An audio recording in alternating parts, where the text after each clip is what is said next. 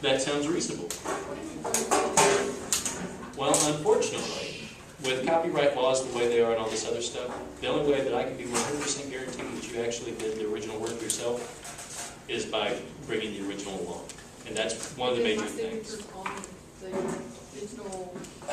That's one of the obstacles, one of the hurdles that I'm going to have to figure out as I go. But at the beginning of things, until I get some real systems in place, I really want it to be the original work going in. But that's not really what I'm down here promoting right now tonight. That's not what I'm doing the demonstration on. I just thought I'd sneak a plug-in for my website. I don't know how many of you are familiar with my artwork, but I've got a handful of examples of things that I drew last summer. I'll let y'all pass these around and take a look. Oh, that was fun. Good thing that was your head. If it was my shoulder, I might be in pain. But the artwork that I'm passing around, these drawings, I produce with graphite pencil. I don't know how many of you are familiar with doing work with graphite. Can I see just a show of hands of people that have had formal art training, like in drawing and things? Okay, so when in the previous conversations that I had with people, I found that there are a lot of members that don't have a lot of formal art training. And what I have seen, just from my personal experience, is the people that don't have formal art training end up ultimately selling a lot more of their original artwork and doing a lot more original artwork. Those of us with formal art training may end up having, well, more formal looking pieces, but we don't seem to sell as well. And I'm not sure what the whole thing ends up being. I'm pretty sure it's from a marketing direction.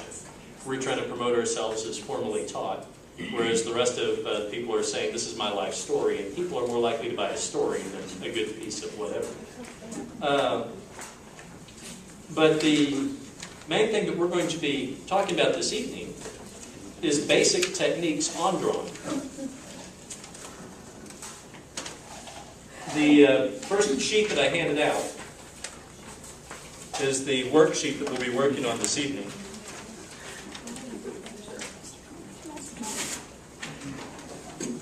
And as I'm the only one that's got a pencil,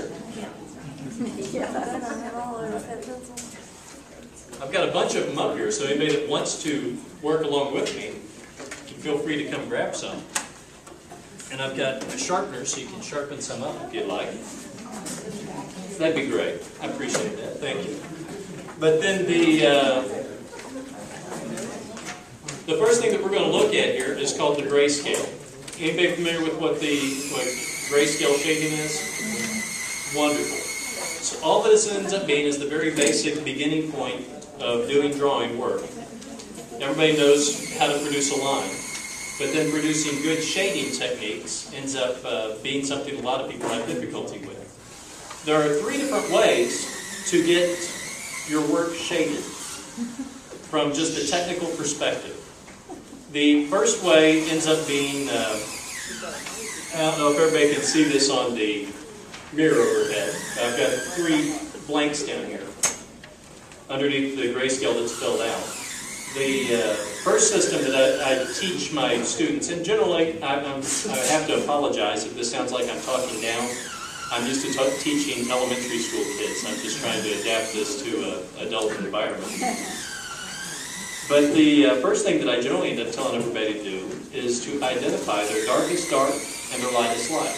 And on the grayscale, we leave the 0 as the lightest light, and we make 10 the darkest dark. And that's where we just take the pencil. How you hold the pencil changes how dark you're able to make the marks. The closer you hold it to the tip, absolutely the darker you can make the marks. And so by holding it real close to the tip, I can fill that number 10 in, and it makes it very dark. So there's no question whatsoever about how dark that is. But then we look at the other end of the scale, and we see the number 1 where we're trying to make it super light.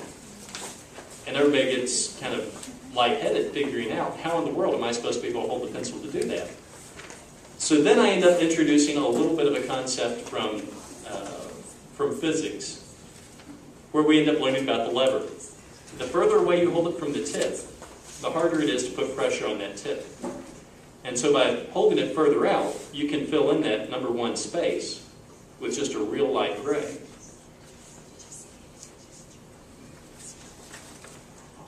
Now, of course, I don't have this very clean. It's coming out the top and the bottom of the box there, but it ends up being a very light gray. And then you can fill in further by just bringing your fingers a little bit closer to the tip while holding the pencil, and it makes it additionally darker as you go down the sheet. Now, this works for making a very quick grayscale fairly well. But then if we look how smoothly it's shaded compared to looking at the shading on one of my drawings, or the drawings that you're looking at passing around, the shading on those drawings all seems to be really consistently smooth all the way across. And there's a trick that I use for doing that. Instead of trying to fill in the one box at exactly the shade I want it, I don't know what shade it needs to be. Every gray is a relative gray to what's next to it. And so claiming that, oh yeah, that right there on the shoe ends up being right there by the shoelace, that's a number 8 on the grayscale. I'm not able to identify that by just looking at it. So I end up doing everything in at the lightest shade possible. So when I'm doing the grayscale here, I end up filling all of them in at the 1. Well, all of them except for the 0, that is. And then everything 2 and above, I fill in at the 2.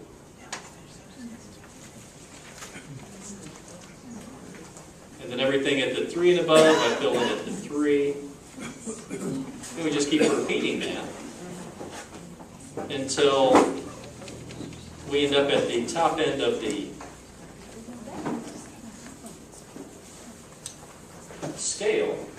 Do you still use the technique of moving your fingers? Absolutely. I've always been doing that, moving my hand in and out of up and down the length of the pencil, depending on what value I want it to end up being. Using a mechanical pencil instead of the wooden tip pencil gives me another major advantage. The major advantage with using the mechanical pencil, when this pencil gets dull, like it inevitably will, the only way for me to get more lead exposed is to sharpen it, and then I have to reset the tip. But with the mechanical pencil, I just click the end of it, and it sticks some more graphite out, and the tip is already set. And so that cuts down a huge amount of time with having to reset that tip each time. But then that ends up making the shading go much more quickly when I've already got the tip set, when I'm extending more lead out. Well, now this one is just a standard number 2 pencil. You have a question? Yeah, I have a question. All right. Okay, when you sharpen your pencil, does your tip ever break? On the graphite pencil? Yeah. Frequently. Okay, do you have any tips on that? The only thing that I know to do in the case where you've got the tip set and you go to extend it and you're out of lead or it breaks off or whatever, is just keep a spare piece of paper handy to reset your tip at, the way that you would if you were trying to work with wooden pencils. Drawing pencil sets are wonderful, where you're able to hold it consistently. I don't know how many of you are familiar with playing golf. To use an analogy here, with playing golf, it's my understanding, I've never actually played golf. I've done some on the practice range with my dad, and he's told me you hold all the clubs the exact same, and you let the club do the work. Where if I want the ball to go 20 yards, I use the club for the short distance. If I want the ball to go 200 yards, I use the club for the long distance. That's the same kind of concept we've got with drawing pencils that we've all used for so long, and we all hold them just like we're writing with them for shading everything in.